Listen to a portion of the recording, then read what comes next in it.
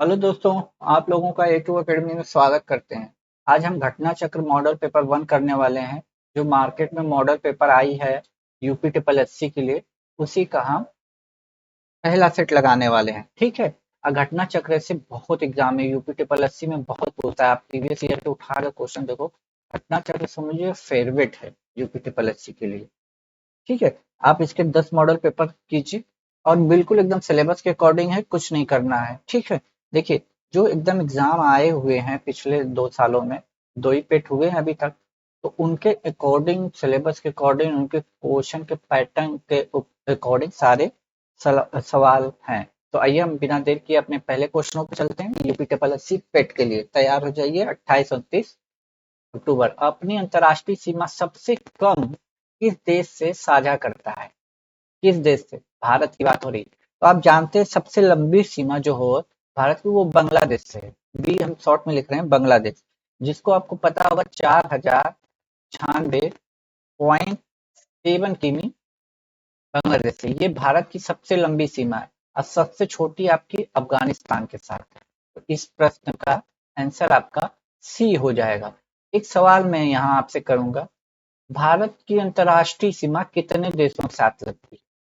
अंतर्राष्ट्रीय सीमा कितने देशों के साथ लगती है? ये जो चारों है ना, चारों की सीमा भारत से लगती है। पाकिस्तान की भी लगती है, चीन की भी लगती है, नेपाल की भी लगती है, अफगानिस्तान की लगती है। इसके अलावा और कौन से देश हैं? टोटल बताइए। ठीक है। ये आपका आज का होमवर्क है। देखें आप लोगों को कितना पता है, कमेंट बॉक्स में कमेंट जरूर आना चाहिए। देखिए, यदि आप तैयारी करते हो तो इसका आंसर आपको जरूर पता होना चाहिए कि अंतर्राष्ट्रीय सीमा भारत की कितने देशों से लगी है। अगला क्वेश्चन हमारा, भारत में कितने राज्य हैं? ये अच्छा क्वेश्चन है, क्योंकि ये अपडेट हो गया है 26 जनवरी 2020 से। क्योंकि आपको पता हो, कश्मीर जो जम्मू कश्मीर था, उसको 370 हटा के यूनियन स्टेट बना दिया गया। तो वर्तमान की मैं बात करूं तो 28 राज्य हैं प्लस 8 केंद्र शासित प्रदेश। 8। ठीक है। 28 राज्य, 8 केंद्र शासित प्रदेश है। जो नया बना है दादर नगर हवेली तथा दमन दीप को मिला के। ठीक है। तो 28 स्टेट हैं वर्तमान में, तो आपका ऑप्शन नंबर डी चला जाएगा। ये आपका लेटेस्ट है। ठीक है। अगला क्वेश्चन क्या कह रहा है, निम्नलिखित में कौन सी जोड़ी किसी राज्य या उससे कला शैली को दर्शाती दर्शाती है? तो पंजाब मोहिनी अट्टम, ये तो गलत है, सीधी सीधी बात है। मोहिनी अट्टम केरल से, मैं लिख दे रहा हूँ आपकी ऑप्शन के थ्रू मैं आपको एक्सप्लेन कर दूंगा, ताकि आप लोगों को 4 ऑप्शन के अलावा अलावा पता चले। तो मोहिनी अट्टम तो केरल का है। उत्तर प्रदेश का तो उत्तर कथक ही है। तो ये तो ऑप्शन बी आपका इस प्रश्न का उत्तर हो जाएगा। कथकली असम का तो नहीं है, ये आपको सभी को पता है। कथकली आपका असम का तो है नहीं। ये भी कहाँ का है? केरला का है। और उड़ीसी तमिलनाडु का ना होके उड़ीसा का ही है। ठीक है। उड़ीसा का ही है। आगे चलते हैं। भारत में सर्वोच्च वीरता पुरस्कार कौन सा है? सबसे बड़ा पुरस्कार आपको पता होना चाहिए, परमवीर चक्र। भारत का सबसे बड़ा पुरस्कार है ये। सर्वोच्च वीरता पुरस्कार की मैं बात कर रहा हूँ। ये पुरस्कारों की सबकी अलग अलग कैटेगरी होती है। अभी हाल ही में दादा साहब फाल्के, तो वो फिल्म इंडस्ट्री में दिया जाता है। यहाँ पे वीरता लगा दिया है ना, तो आप वीरता के क्षेत्र में ही जो पदक होते हैं उनमें सबसे बड़ा बताना है। ठीक है। अगला क्वेश्चन, अंतर्राष्ट्रीय पर्वतीय दिवस किस तारीख को मनाया जाता है? अंतर्राष्ट्रीय पर्वत दिवस की बात कर रहा है कि कब मनाया जाता है। ये 11 दिसंबर को मनाया जाता है। 11 दिसंबर को मनाया जाता है। 11 दिसंबर को मनाया जाता है। ऑप्शन ए सही हो जाए। ठीक है। आगे चलते हैं। देखिए अगला क्वेश्चन है, निम्नलिखित में से किस वर्ष दक्षिण एशियाई क्षेत्रीय सहयोग संगठन की स्थापना हुई थी? ये भी अच्छा क्वेश्चन है। सार्क की बात हो रही है, सार्क। ठीक है। आपने जाना ही होगा, यस डबल ए। देखिए ये छूट रहा है एक। ठीक है। सार्क। तो इसकी स्थापना आपको पता है 8 दिसंबर 1985 को हुई थी। 8 दिसंबर 1985 करेक्ट आंसर। सार्क में कितने देश हैं? तो सार्क में 8 देश हैं, ये भी याद रखिएगा। कौन कौन से हैं मैं बता दे रहा हूँ। ठीक है। सार्क में बांग्लादेश है, भूटान है, भारत है, मालदीव है, नेपाल है, पाकिस्तान है, श्रीलंका है और अफगानिस्तान है। लगभग भारत के सभी पड़ोसी देश आते हैं चाइना को छोड़ के। सार्क की बात मैं कर रहा हूँ। इसका मुख्यालय कहाँ है, ये आप कमेंट बॉक्स में कमेंट कर दीजिए। कमेंट बॉक्स में कमेंट कीजिए इसका मुख्यालय कहाँ पे। निम्नलिखित में से पहाड़ी इलाका मतलब हिल स्टेशन की बात हो रही है, उत्तराखंड में नहीं है, नहीं की बात हो रही है। तो नैनीताल तो है ही है, मसूरी भी है, चकराता भी है। इन दोनों में तो कोई कंफ्यूजन ही नहीं होगा आपको। नैनीताल और मसूरी दोनों उत्तराखंड में। हाँ, चक्राता थोड़ा सा नहीं सुना होगा। और दरिकबाड़ी, दरिकबाड़ी उत्तराखंड में नहीं है। दरिकबाड़ी जानते हैं आपके कहाँ है? तो ये आता है आपके, ये हिल स्टेशन जो है ये उड़ीसा में। ठीक है, ये उड़ीसा में है। उड़ीसा में हिल स्टेशन, तो इसका आंसर आपका हो जाएगा ऑप्शन नंबर डी। आगे चलते हैं। गोल किस प्रसिद्ध खिलाड़ी की आत्मकथा है? Major Dhyanchand. Major Dhyanchand sportsman थे, लेकिन कौन सा खेल खेलते थे? Hockey, badminton, cricket? ये आप कमेंट बॉक्स में कमेंट कीजिए। बहुत फेमस पर्सनालिटी हैं ये। ठीक है। लोकसभा चुनाव के लिए निर्वाचित होने के लिए किसी व्यक्ति के लिए न्यूनतम आयु, लोकसभा की बात हो रही है यहाँ पे, राज्यसभा मत लगा दीजिए। राज्यसभा की अलग सीट एज होती है, लोकसभा की अलग। तो ये हो जाएगा 25, ऑप्शन सी। ठीक है। और राज्यसभा की होती है 30। ठीक है। राज्यसभा में होती है, राज्यसभा में होती है आपकी एज 30। ठीक है, याद रखिएगा। अगला क्वेश्चन क्या कह रहे हैं? निश्चित अर्थव्यवस्था। तो निश्चित अर्थव्यवस्था वो अर्थव्यवस्था होती है जहां पे सार्वजनिक और निजी दोनों क्षेत्रों विद्यमान होते हैं, मतलब मिली जुली अर्थव्यवस्था, निजी क्षेत्र भी हो और आपका तो कहाँ पे है? नियोजित विकास केंद्र, सार्वजनिक और निजी क्षेत्र, ऑप्शन बी जा रहा है। ठीक है, 10 का ऑप्शन नंबर बी। ये बात जहाँ राष्ट्रीय अर्थव्यवस्था में सार्वजनिक क्षेत्र के साथ साथ निजी क्षेत्र विद्यमान हो, तो ऑप्शन बी। आगे चलते हैं। हरित क्रांति का सर्वाधिक प्रभाव किसमें देखा गया था? गेहूं में देखा गया था, सबसे ज्यादा गेहूं। ठीक?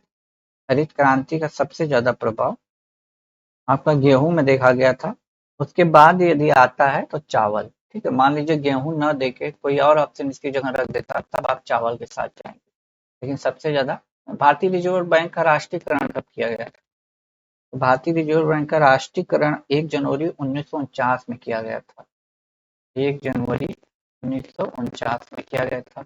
और इसकी स्थापना रिजर्व बैंक की हुई थी 1 अप्रैल 1935 में। 1 अप्रैल 1935 में स्थापना हुई थी।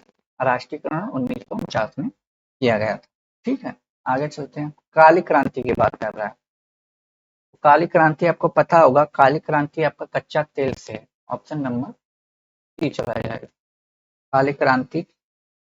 ठीक है, काली क्रांति की बात हो रही है। नीली क्रांति मछली पालन से है। पीली क्रांति सरसों की होती है। ठीक है।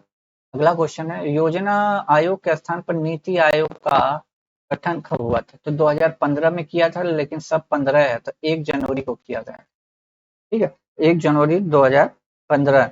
ठीक है, ऐसे याद करिएगा। और इसके अध्यक्ष प्रधानमंत्री होते हैं। ठीक है, इसके अध्यक्ष कौन होते हैं? प्रधानमंत्री होते हैं। प्रकाश की तरंग दैर्घ्य को मापने की इकाई, प्रकाश की तरंग दैर्घ्य को मापने की इकाई क्या कहते हैं? तो हम इसको एंगस्ट्रॉन कहते हैं। ऑप्शन बी हो जाएगा। ठीक है, ऑप्शन बी हो जाएगा। अगला, टीवी रिमोट कंट्रोल के सिद्धांत पर कार्य करता है। 16 बताना है टीवी रिमोट। ठीक है, तो टीवी रिमोट का जो होता है वो इंफ्रारेड तरंगों के माध्यम से होता है, टीवी का रिमोट जो होता है। ठीक है, ऑप्शन ए, टीवी का रिमोट जो होता है वो इंफ्रारेड। विटामिन ए डैश के नाम से भी जाना जाता है, मतलब उसका रासायनिक नाम पूछ लिया है। तो विटामिन ए को रेटिनॉल के नाम से भी हम जानते हैं। और इसकी कमी से रतौंधी नामक रोग भी होता है। रतौंधी नामक रोग भी इसी विटामिन की कमी से होता है। इसका स्रोत पूछ ले तो हरी पत्तेदार सब्जियां होती हैं, गाजर, मछली का तेल, ये सब होती हैं। अगला है निम्नलिखित में कौन धातु हथेली पर रखने पर गलने लगेगी? हथेली पर रखने पर गलने लगेगी तो वो गैलियम है, Ga इसको। ठीक है, ऑप्शन ए। यूरिया का रासायनिक सूत्र पूछा है, तो यूरिया का रासायनिक सूत्र हो जाता है ऑप्शन नंबर, यूरिया का रासायनिक सूत्र हो जाता है। 5 क्वेश्चन आपके साइंस के आने ही आने, क्योंकि 5 सिलेबस में है। ठीक है। भारतीय संविधान में मौलिक अधिकारों की अवधारणा को निम्नलिखित में से किस देश के संविधान से लिया गया है? मौलिक अधिकार की बात हो रही है, तो क्वेश्चन ये गलत हो ही नहीं सकता आप लोगों को। संयुक्त राज्य अमेरिका से लिया गया भाग 3, याद रखिएगा भाग 3, आर्टिकल जो है 12 से 35, याद रखिएगा। ठीक है, आगे चलते हैं।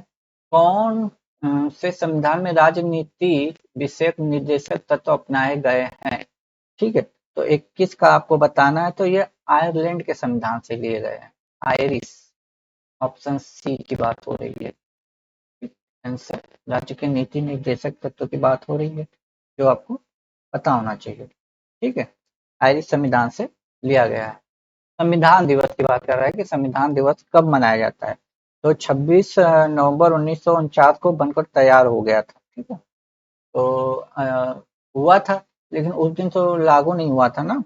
26 नवंबर 1949 को बन के तैयार हो गया था, और उस दिन ही कुछ संविधान को लागू कर दिया था, लेकिन प्रॉपर उस दिन लागू नहीं हुआ था। तो 26 नवंबर को हम संविधान दिवस मनाते हैं। अगला क्वेश्चन है, यह निर्णय लेने का अधिकार किसको है कि बिल मुद्रा बिल अथवा नहीं है? ठीक है, ये निर्णय कौन लेता है? तो ऑप्शन नंबर ए, लोकसभा के अध्यक्ष लेते हैं। कौन लेता है? लोकसभा के अध्यक्ष लेते हैं। ठीक है, लोकसभा के अध्यक्ष लेते हैं, लोकसभा के अध्यक्ष महोदय लेते हैं। आइए, भारत में स्थापित पहला उच्च न्यायालय कौन सा था? तो 24 का भारत में कलकत्ता उच्च न्यायालय, आपको पता होगा 1862 में उच्च न्यायालय अधिनियम कलकत्ता, ऑप्शन नंबर डी 1862 में। भारत छोड़ो आंदोलन के समय इंग्लैंड के प्रधानमंत्री कौन थे? तो कौन थे इंग्लैंड के प्रधानमंत्री? आपको बताने की जो जरूरत है नहीं, 25 का चर्चिल थे। ठीक है, ऑप्शन बी। ये 1940 से 1950 के बीच प्रधानमंत्री रहे थे इंग्लैंड के। ठीक है, आगे आइए चलते हैं। भारतीय राष्ट्रीय कांग्रेस की प्रथम महिला अध्यक्ष, यहाँ देखिए भारतीय महिला नहीं लगाया, प्रथम महिला अध्यक्ष पूछा है, तो एनी बेसेंट हो जाएंगे 1917 में। अब भारतीय लगा देता तो सरोजिनी नायडू हो जाती 1925 में। ये बात आप याद रखिएगा, कलकत्ता अधिवेशन में एनी बेसेंट। ठीक है, अगला क्वेश्चन है, खिलाफत समिति का गठन कहाँ कब हुआ था? तो आपको बताना है, तो 27 का हो जाएगा बॉम्बे में, मार्च 1919 में। ठीक, मार्च और 1919 में हुआ था खिलाफत समिति का आंदोलन, और बॉम्बे में हुआ था, ये बात याद रखिएगा। ठीक है, अगला चलते हैं। मुजफ्फरपुर में किंग्स फोर्ट की हत्या का प्रयास कब हुआ था?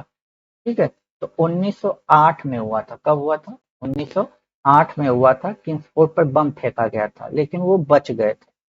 ठीक है, वो बच गए थे। आगे चलते हैं। निम्न में कौन सिंधु घाटी सभ्यता का एक बंदरगाह माना जाता है? ये तो क्वेश्चन गलत हो ही नहीं सकता आप लोगों को। लोथर, ऑप्शन बी चला जाएगा। ठीक है, अगला क्वेश्चन, जैन धर्म के अनुसार जिन शब्द का अर्थ है, जिन, इस शब्द का मतलब बताना है आपको। इसका मतलब होता है जंजीर से मुक्त, ऑप्शन सी हो जाएगा। ठीक है, जंजीर से मुक्त, ऑप्शन नंबर नहीं, सॉरी, विजेता होता है, विजेता, चीन का नहीं, विजेता होता है।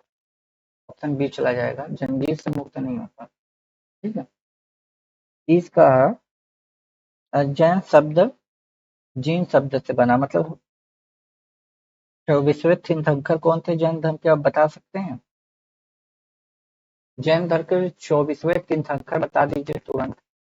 अशोक के शिलालेख पर किस लिपि का प्रयोग किया गया था? तो अशोक के शिलालेख पे आपका ब्राह्मी लिपि का प्रयोग किया गया था, ब्राह्मी लिपि का। ठीक है, ब्राह्मी लिपि का प्रयोग किया गया था। आगे चलते हैं। ठीक है। किस मुगल शहजादे ने 1657 में उपनिषदों को फारसी में अनुवाद किया था? अच्छा क्वेश्चन है, लेकिन आप पढ़े होंगे तो बता सकते हैं इसका आंसर, ऐसा नहीं है। अच्छा क्वेश्चन है, बता सकते हैं। दारा सिकोह का नाम सुना होगा आपने, ठीक है। दारा सिकोह, इन्होंने, ऑप्शन डी। आगे चलते हैं। भारत में पहली फेच फैक्ट्री कहाँ स्थापित की गई थी? तो भारत में फ्रेंच लुइस 14वें के 1664 में फ्रेंच ईस्ट इंडिया कंपनी की स्थापना हुई, ठीक है। और इसकी स्थापना कहाँ पे हुई थी? तो सूरत में हुई थी। ऑप्शन ए चला जाएगा, सूरत में की गई थी। आइए 34 में, भारत में दक्षिण पश्चिमी मानसून का मौसम वर्ष की अवधि में क्या होता है? तो 34 का आपको बताना है, ठीक है। दक्षिण पश्चिम मानसून की बात कर रहा है तो जून से सितंबर, ऑप्शन नंबर बी चला जाएगा, जून से सितंबर। चंदन का पेड़ किस प्रकार के वनों में आता है? पुष्पा मूवी आपने बहुत देखी होगी। चंदन का पेड़, ठीक है। तो 35 का बताना है आपको, बताइए। उष्णकटिबंधीय पर्णपाती वन, ठीक। ऑप्शन ए चला जाएगा 35 का, ऑप्शन नंबर ए चला जाएगा, ठीक है। आइए 36 पे चलते हैं। पश्चिमी और पूर्वी घाटों का मिलन कहाँ होता है? तो 36 का हो जाएगा नीलगिरी की पहाड़ियों पे। क्वेश्चन कई बार पूछा गया है, ठीक है। आगे चलते हैं। भारत का सबसे बड़ा सौर शक्ति संयंत्र कहाँ स्थित है? बताइए। भादला, राजस्थान, ठीक है। भादला राजस्थान में स्थित है। 38 पे आते हैं। निम्नलिखित में से किसने भारत सरकार अधिनियम 1935 की गुलामी का अधिकार पत्र कहा था? किसने कहा था? तो ये बात किसने कहा था? तो ये कहे थे हमारे देश के पहले प्रधानमंत्री पंडित जवाहरलाल नेहरू। ये हमारी आपकी अच्छी किस्मत है कि इनके जैसा हमें पहला प्रधानमंत्री मिला। जब अंग्रेज भारत को छोड़ के गए थे ना, कटोरा पकड़ा के गए थे। उस स्थिति में इस बंदे ने आईआईटी, आईआईएम, कई डैम, बोकारो स्टील जैसे कई प्लांट लगाए उसने। काफी अच्छे प्रधानमंत्री हैं। इनके बारे में कुछ जानने से पहले एक बार पढ़ जरूर लेना, ठीक है। फेक न्यूज से बचिएगा, आप इनके बारे में कुछ अच्छा नहीं जान पाएंगे। अच्छे प्रधानमंत्री थे भारत की, ये आपकी किस्मत है। भारत की सबसे लंबी नदी का नाम, ये बताने की जरूरत नहीं है, गंगा है। 25 की में, ठीक है, गंगा है। आगे चलते हैं। क्या दिया है? मिलान कीजिए, मिलान करना है। इटली है, इधर देश के नाम है, इधर राजधानी है। तो इटली आपको पता है, इटली की राजधानी रोम है। रोम यानी ये 2 चला जाएगा, ठीक। फिनलैंड की राजधानी हेलसिंकी है। फिनलैंड की नाम, देखिए 2-3 पहले देखिए कहाँ पे है, 2-3 यहीं पे है। तो आपको यदि इससे भी आंसर आप लगा सकते हैं, ठीक है। और यूक्रेन में युद्ध चल रहा है तो आपको पता ही है, क्यों बहुत सुना होगा। कनाडा का आपका उठाव में है तो ऑप्शन बी चला जाएगा। इसमें कोई दिक्कत नहीं होनी चाहिए, ठीक है। आगे चलते हैं। अब देखिए यहाँ से 5 क्वेश्चन आपका इंग्लिश में है। 5 क्वेश्चन आपका इंग्लिश में है। दो, एक पैसेज है, 2-3 क्वेश्चन है। Read the passage carefully and answer corresponding question. तो ये Namita form state of Kerala, ये एक स्टोरी दी हुई है। आप इसको आराम से पढ़िए, ठीक है। मैं आंसर बता देता हूँ। ये ऐसे आराम से फिर पढ़ते जाइएगा, पढ़ लेंगे इसको। तो फिर नीचे 2 क्वेश्चन आपको दिए हुए। तो आइए हम उन क्वेश्चनों को आपको दिखा देते हैं और उसका आंसर बता देते हैं। तो 41 का हो जाएगा ऑप्शन नंबर ए, कॉर्डियल, ठीक है। What does the faces make her literary simple? तो इसका 42 का हो जाएगा ऑप्शन नंबर डी, ठीक है। अब देखिए यहाँ पे given synonym for the word, adjustment बताना है आपको। एडजस्टमेंट, ठीक है, आप इस टेस्ट को पूरा दे के बस एक बार चेक कीजिए कि आपके कितने नंबर बन रहे हैं। ठीक है, तो हो जाएगा ऑप्शन नंबर डी इसका प्लानचिंग। ठीक है, प्लानचिंग संतुलन, एडजस्टमेंट हम आप जानते ही हैं, सामंजस्य बैठाना, जब आप किसी के साथ एडजस्ट करते हैं, सामंजस्य बैठाते हैं। ठीक है, अगला क्वेश्चन क्या कह रहा है, यहाँ पे देखिए अलाइव। ठीक है, अलाइव मतलब सजीव, जीवित, इसका हिंदी मीनिंग ये होती है, तो इसकी अपोजिट पूछा है तो डेथ हो जाएगी, डेथ हो जाएगी, डेथ हो जाएगी। देखिए अगला क्वेश्चन क्या है, a large group of people specially the nomadic बताना है। फिरने वाले लोगों को हम कहते हैं नोमेडिक। ठीक है, तो इसका आंसर हो जाएगा 45 का ऑप्शन नंबर हो जाएगा और ए ऑर्डर। ठीक है, गल फिरने वाले लोग इनको कहते हैं। ठीक है, आप चलिए 5 क्वेश्चन हिंदी का कर लेते हैं। देखिए पैसेज हिंदी के पीछे हैं, वो 2 पैसेज अलग हैं। ये 5 क्वेश्चन आपके हिंदी के अलग आएंगे, तो पैसेज हम इसके बाद 5 क्वेश्चन मैथ के भी करेंगे। रत्नाकार का संधि विच्छेद बताना है, तो 46 का हो जाएगा रत्न धन आकार। अनिवार्य का विलोम, अनिवार्य का विलोम बताना है। ठीक है, अनिवार्य, जरूरी या वैकल्पिक, पसंद, गैर जरूरी, बताइए 47 का।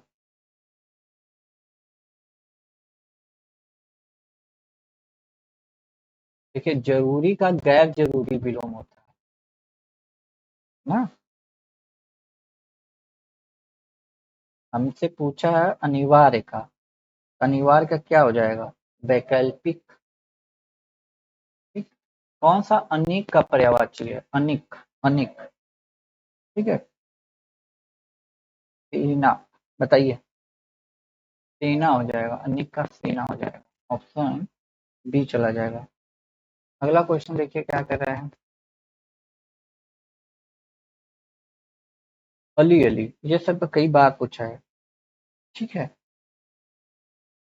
बताइए, भौरा और सखी होता है, भौरा और सखी, एक अली का मतलब भौरा और दूसरे का सखी। लाभ ही लाभ का अर्थ में लोग को मतलब मुहावरा बताना है। सभी को होता है 5 उंगलियां घी में, जब लाभ ही लाभ हो 5 उंगलियां घी में।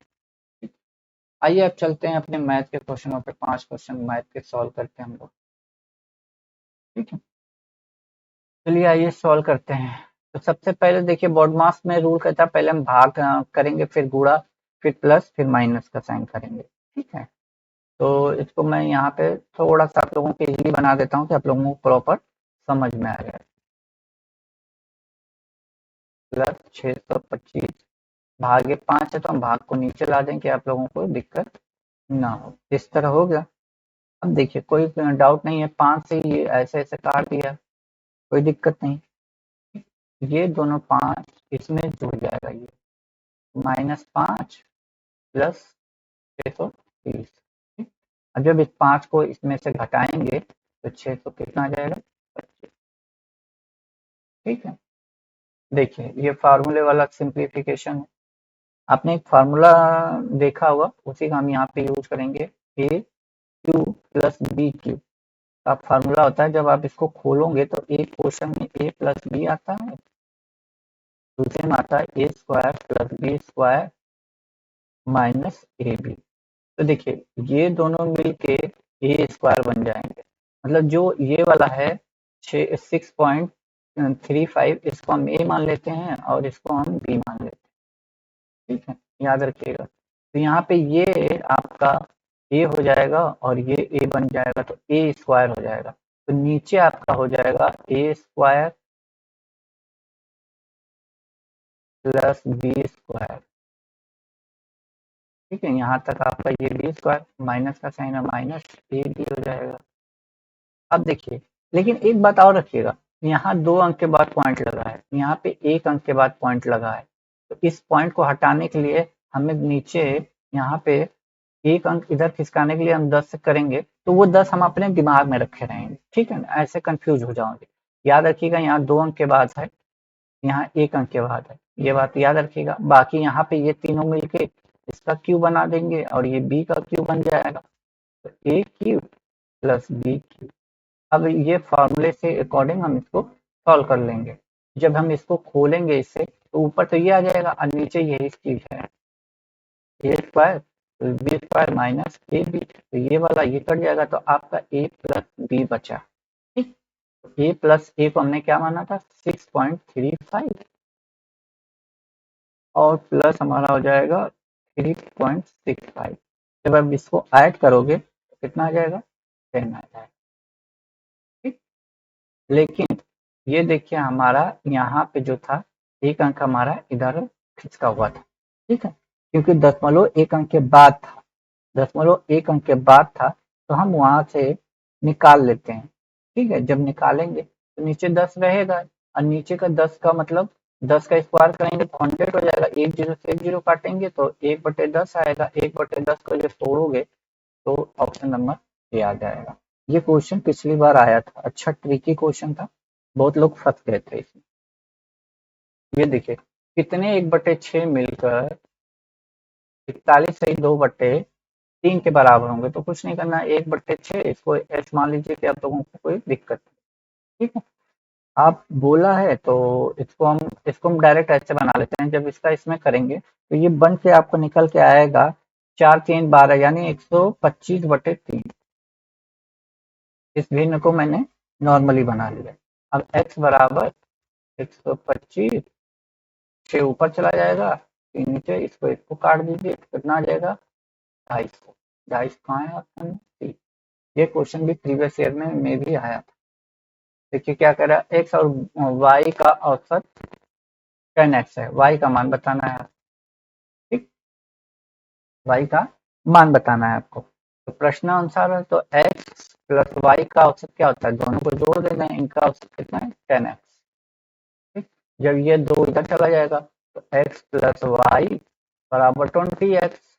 वाई का मान पूछा है तो x इधर आ जाएगा, तो 20x माइनस x कितना आ जाएगा 19x। कहाँ पे है 19x, ऑप्शन नंबर 3 में है। ठीक है, आगे चलते हैं। एक भर्ती परीक्षा में अभ्यर्थियों की सामान्य जागरूकता यानी जीए की बात हो रही है, गणित क्वांटम एप्टीट्यूड की परीक्षा में क्रमशः 54%, 45% असफल रहे, जबकि 16% दोनों में अनुत्तीर्ण हुए, मतलब असफल है। दोनों में सफल होने वाले विद्यार्थियों की संख्या 136 थी। कुल बताना है आपको कि टोटल अभ्यर्थियों की कुल कितनी संख्या है। पहले तो आपको ऐसे 2 सर्किल बना लीजिए। पहले जो टोटल जो दोनों में फिल हुए 16 यहाँ पर पढ़ लीजिए। अब देखिए ये जीए का पार्ट है, ये क्वांटम, टोटल 54 है जीके में, तो 54 में से जब आप घटा देंगे 16, क्योंकि हम 16 भर दिए, तो बचेगा क्या इतना 38। ठीक, और इधर 45 में से जब 16 घटाएंगे तो कितना बचेगा आपका 29। अब देखिए इन तीनों को जो ऐड करेंगे जोड़ेंगे तो 83 आ जाएगा। ठीक, 83% आ जाएगा। ठीक है, क्योंकि सब परसेंटेज में है ना। अब देखिए 83 फेल हो गए तो पास कितने हुए 17%। इन्हीं 17% की वैल्यू यहाँ पे दी हुई है, तो 36 17 अट्ठे कितना होता है 100, परसेंटेज हटेगा तो 100, यानी टोटल स्टूडेंट कितने थे यहाँ पे टोटल ही पूछा है कितने हैं 800। ठीक है 800। आइए आगे चलते हैं। अब देखिए 5 क्वेश्चन रीजनिंग के हैं। ठीक है, 5 क्वेश्चन आपके रीजनिंग के हैं, तो रीजनिंग बताइए, 5 क्वेश्चन रीजनिंग के हैं, बताना है। एक तस्वीर में एक महिला की ओर इशारा करते हुए विजय ने कहा, उसकी बहन की माता मेरे पिता की पुत्री की बहन है, वो महिला विजय से किस प्रकार संबंधित है, ये आपको बताना है। ठीक है, एक तस्वीर में महिला की ओर इशारा करते हुए विजय ने कहा उसकी बहन, तो देखिए हम पहले बना लेते हैं विजय, आपको प्रॉब्लम ना हो। और यहाँ पे बना लेते हैं महिला। अब क्वेश्चन हम पढ़ते हैं क्या क्या कह रहा है। इशारा करते हुए कहा, उसकी बहन की माता, ठीक है, उसकी बहन की माता, इसकी कोई सिस्टर होगी और इसकी कोई माता होगी, ठीक है। माता लिख लेते हैं यानी मदर।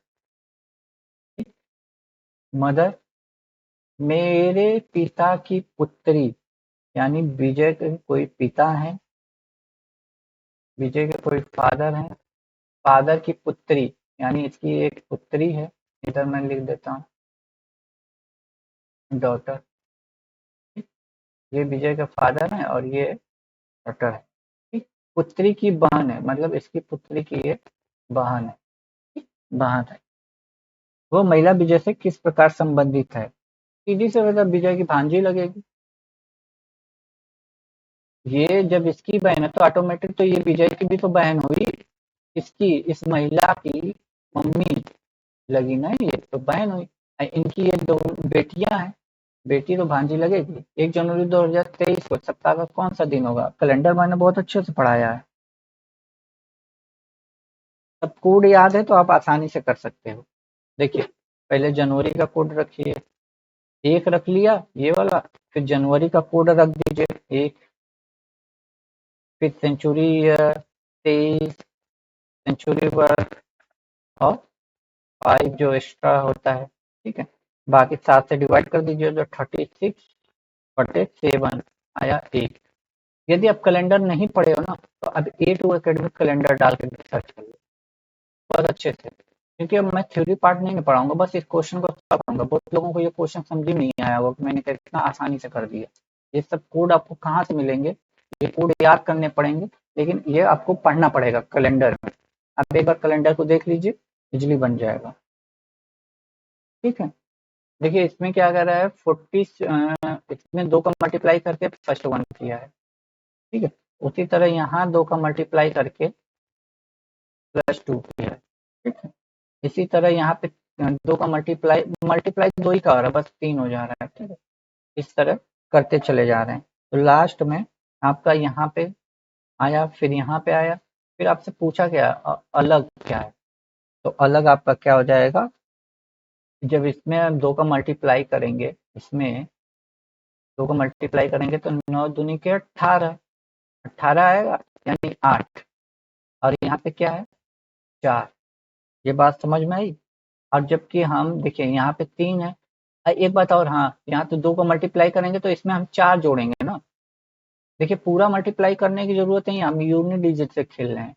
जब 9 दूनी के 18 करेंगे 8 आएगा, 7 दूनी 14 एक 15 आएगा, ठीक। 3 दूनी के 6 7 आ जाएगा।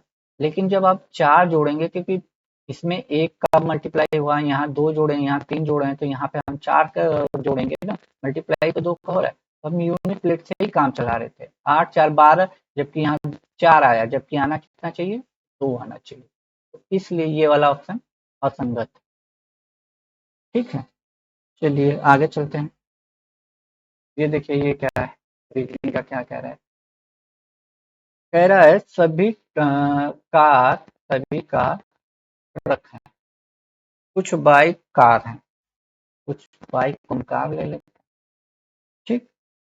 तो क्या कह रहा है, सभी बाइक कार हैं, सभी बाइक कार तो नहीं है भैया, ये कुछ बोलता तो हो जाता, यहाँ पे सभी लिखा है, इसलिए ये वाला ऑप्शन तो गलत। कुछ कहाँ गया, कुछ ट्रक बाइक, हाँ कुछ ट्रक बाइक है, ये वाला पार्ट बाइक है, तो यानी ऑप्शन नंबर 2 चला जाएगा, ठीक, कोई दिक्कत नहीं। आगे चलते हैं, ये कोडिंग डिकोडिंग क्वेश्चन, PHE क्यों ही लिखा है, बट मैं आप लोगों को बता रहा हूँ, ROEHP क्या किया, कुछ नहीं किया, इन दोनों को आपस में बदल दिया, फिर ये लाया, फिर ऐसा लाया। अब इसका आंसर आप लोग बता दो, कमेंट बॉक्स में कमेंट करो कि कौन सा इसमें चाहिए। भारत की पहली सोलर सिटी कौन सा, करंट अफेयर यहाँ पे स्टार्ट होगा, ठीक है। करंट अफेयर, भारत की पहली सोलर सिटी का नाम बताना है आपको। करंट अफेयर आपको बताने हैं। ठीक है, फिर इसके बाद हम हिंदी के पैसेज पे चलेंगे। ठीक है, तो 16 का हो जाएगा option number B, Sanchi. Solar city Sanchi में। अगला क्वेश्चन है, सितंबर 2023 में भारत का पहला यूपीआई एटीएम किस भुगतान सेवा प्रदाता द्वारा लॉन्च किया गया था? तो 62 का हो जाएगा option number A, Hitachi payment service. ठीक है, याद रखिएगा। भारत में राष्ट्रीय अंतरिक्ष दिवस हाल ही में चंद्रयान 3 गया था, उसी के बाद लॉन्च हुआ ये दिवस के शुरुआत हुई थी, कैबिनेट ने इसकी मंजूरी दी थी। चंद्रयान 3 जब गया था लॉन्चिंग पे तो सक्सेसफुल रहा, तब 23 अगस्त को अंतरिक्ष दिवस मनाने की घोषणा हुई है। याद रखिएगा, अंतरिक्ष दिवस। ये क्वेश्चन पूछा जाएगा, काफी चर्चा में रहा था चंद्रयान। ठीक है, सितंबर 2023 में कितने रेलवे बोर्ड के नए चेयरमैन और मुख्य कार्यकारी, पहली महिला की बात हो रही है, पहली महिला है वो नियुक्त हुई है, Jaya Verma Sinha. Option number D. Current affair है, सब अगस्त अगस्त का। ठीक है, याद रखिएगा अब, क्योंकि आपके करंट अफेयर भी आने हैं कुछ। अगस्त 2023 में 65वां रेमने अवार्ड 2023 प्रदान किए जाने की घोषणा कही है। किस भारतीय को यह अवार्ड अन्य 3 व्यक्तियों के साथ दिया गया है? ठीक है, तो 65 का हो जाएगा option number C, doctor Ravi Kanna. ठीक, फुटबॉल प्रतियोगिता डूरंड कप 2023 का खिताब किसने मोहन बागान ने जीता है? 66 का हो जाएगा ऑप्शन नंबर ए, मोहन बागान ने जीता है। ठीक है, बाद में पहला 3D प्रिंटेड पोस्ट ऑफिस कहाँ स्थापित किया है? तो 3D प्रिंटेड पोस्ट ऑफिस आपका बेंगलुरु में स्टार्ट हुआ, बेंगलुरु। ठीक है, बेंगलुरु में। 3D प्रिंटेड हिंदू मंदिर की बात हो रही है यहाँ पे। ठीक है, किस राज्य में खोला गया है? तो 68 का हो जाएगा तेलंगाना। ठीक है, तेलंगाना। प्रधानमंत्री विश्वकर्मा योजना के प्रथम चरण में कितने पारंपरिक व्यवसायों को शामिल किया है? तो ये हो जाएंगे 18, 18 शामिल हुए हैं। ठीक है, अगला है, हरिहरपुर संगीत विश्वविद्यालय उत्तर प्रदेश के किस जिले में है? तो ये आजमगढ़ में है, आजमगढ़ में। ठीक है, आजमगढ़ में। अब देखिए हिंदी, हिंदी के 2 पैसेज हैं वो कर लेते हैं। ये 71 से 75, 75 के आगे। निबंध कविता कहानी की तरह रचनात्मक साहित्य की एक विधा है, लेकिन इस शब्द का प्रयोग किसी विषय की तार्किक बौद्धिक विवेचना करने वाले लेखकों के लिए किया जाता है। निबंध के पर्याय रूप में संदर्भ, रचना, प्रस्ताव का भी उल्लेख किया जाता है, लेकिन साहित्यिक आलोचना में सर्वाधिक प्रचलित निबंध ही है।